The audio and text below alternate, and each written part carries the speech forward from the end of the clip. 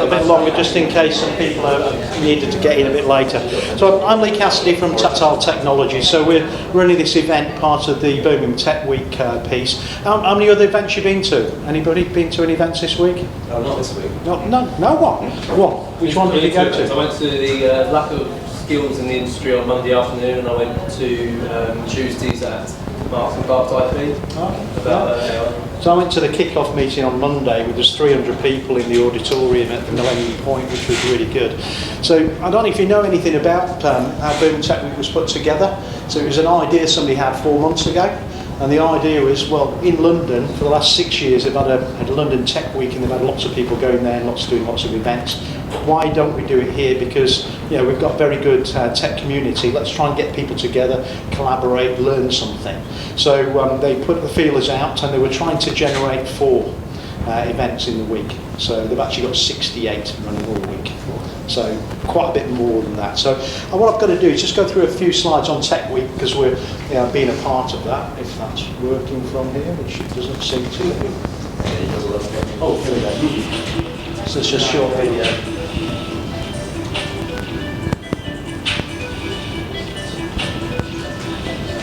That should be 60 now, but not updated the video. 68.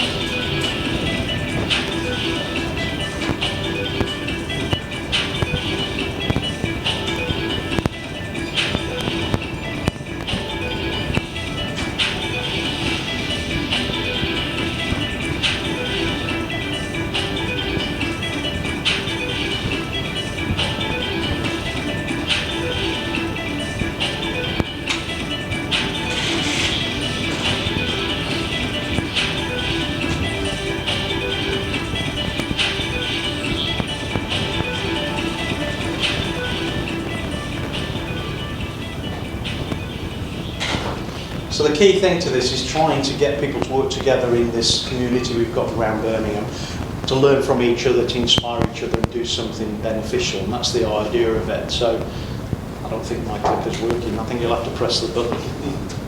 I'll be your person. Yeah. So like I said, there were 68 events in the end, when originally we started out with planning for 4, which is quite a big difference. About 40 locations, over 3,000 people have registered to go to events. We had 27 for today. We've not quite got there. I think we're 8 short of where we expected to be. And also there are 70 ambassadors, so people have been working across the city and the conurbations to try and get people involved in this activity. So, Tactile Technology, just give you a picture. My background is ex-military. I'm an ex-military flight simulation engineer and software developer. I did that for about 18 years, and then after that worked in mainstream IT with IBM, Sun Microsystems, before setting Tactile Technology up about 15 years ago in 2004. But my spread is I started working with mainframes and mid-range systems back in the 80s. Through in the virtualization age, where we're getting to VMware, Hyper-V and those kind of things, and start to change. Introduction of cloud services, AWS from the starting point, Hyper-V being adopted, and then we're moving into Azure with Microsoft over time. And now there's a number of different people offering that. Plus also people going down that public cloud offering, private cloud offering, by creating similar infrastructure themselves to use in their own data centers on the back of that. So we've been working quite with innovative technologies over that period of time to try and help people be a bit more agile, do things better, be a bit more disruptive, rather than the mainstream technologies. So we tend to be working with people that are just entering the market into the UK, coming from the US, Israel, all sorts of different places with technologies, and helping businesses and see how they can adopt them and benefit from them. So there's, if you want to take any photographs or anything or part of it, or if you want to talk about the event, if you can use the BirminghamTech Week tag, which would be useful to try and get a bit more understanding of what we're doing here. A lot of people working with this, and people like Tech Nation. Anybody who's been involved with Tech Nation so far? So startup businesses, especially the ones that are looking to grow rapidly, so they've got to a point where they're achieving something, they've been going maybe 2 or 3 years. Tech Nation are very good at helping you grow your business. So a lot of organisations doing that. Also West Midlands Growth Company and a number of places. On Monday they announced a new thing called the ARC, which is a way to get funding for businesses, and not just the supporting, actually generating growth in the business. So a lot of organisations helping people grow the business, and a number of organisations in technology are supporting it as well, people like LNX and SCC. If you think about SCC, they're the largest IT company in the Birmingham area, based up the road. A number of people are supporting it with events that have been set up, like the Alchemist had some events the other day. There's an event tonight at Black Tie Dinner. I think there are tickets spare for it, but it's £45 a ticket if anybody's interested in going to that. So, go on to the next slide. So, we want to talk about microservices and containers, because a lot of people have started putting the toe in the water, but not many people have actually started adopting it. And there's a number of reasons why you want to do these things. So one thing is around the agile development process. For the developers in here, it's normally quite difficult to try and get your ideas into code and actually test it quickly, because you're always relying on and waiting for the IT department to provide services for you to be able to build it. The idea with using containers and microservices, you can actually speed up that process and have an alignment between what you're trying to do with your goals in your agile development process and the delivery of it. The other thing is the ability, using containers, to write that code once and use it anywhere. Write it and run it on your local infrastructure, run it in Azure, run it in AWS, wherever you want to run it, without having to change the code, because it's built for a container platform with a specific orchestrator, and it will work wherever that orchestrator and container platform runs. Also, the availability of it. So with Kubernetes, which is a bit of a focus we're going to talk about today, you can actually set up pods and pod replicas, so you've got high availability for your containers. So if one dies, it spins up another one very, very quickly, so you've got very high availability. You can also spread those over multiple cloud environments or availability groups, depending on where you're running it. So it gives you a lot more ability for providing highly available. But also you've got that ability to create more elasticity in your applications.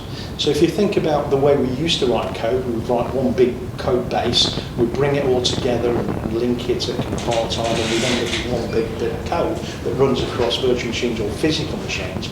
But the trouble being is, how do we develop one area, say the authentication and logging process of that application? If you say a banking application, how do we show balances? And how do we make each component of that more elastic? So that if we've got a lot of people logging in at one time, how do we grow the capacity for that logging piece without affecting all the others? And that's where microservices and the use of containers helps us in that area as well. There are some challenges though. One of the things is data operations. It's really simple to do some development in this container environment, and once you've got an understanding of the orchestrator you're using, Kubernetes, Rancher, or whatever you're using, and the container world itself underneath it. But especially Kubernetes, you get another release every 6 to 8 weeks sometimes. So trying to keep the actual code up to date is a challenge to operate it as well. Also protecting that infrastructure, because in the old days that I worked with large mainframes, you had one computer. You move into this world of x86, you might have 10 to 50 computers. You move into virtual machines, it's a factor of 10 beyond that, it might be 200 to 400 computers. You move into containers, you could be in thousands. So again, you've got a big attack surface from a security perspective, but also from monitoring and management. It's growing all the time and changing. So it's a real challenge to keep on top of it for that side. The other thing is, if you're doing it cross-cloud, so you're running some in your own data centers, some in a public cloud environment, how do you manage that? Do you have to use different tools? Do you really want to have to get out of an automatic into a manual car each time, to move between the two different environments that you're using to run your code? Much better if you can have a single one. Data availability is a critical piece here. So containers allow you to write your code to run anywhere, but how do you get the data there? How do you get your databases? How do you spread that across all the environments you've got? How do you ensure that data's not then attacked or taken by people? So protecting it is a critical thing. And it's an ever-changing landscape, and the scale can be quite dramatic.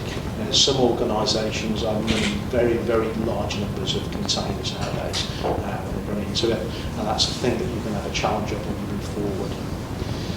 Go on to the next slide. So what we're going to do first, we're going to talk about the environment from a deployment perspective and how you can actually manage that across these things. And we've got Stephen Duckett from Platform 9 covering that area. Then we'll move on to Joe, who's going to talk about Portworx and also persistent volumes and how you get your data across there, especially if you want to move from standard ethereal type application sets to more stateful applications. There's challenges there, and also protecting the data. And then finally we'll move on to Steve, who's going to talk about application performance management. And again, with this changing architecture, it could be changing by the minute sometimes, how you would actually look at it and keep an eye on it and understand it. Over to Steve.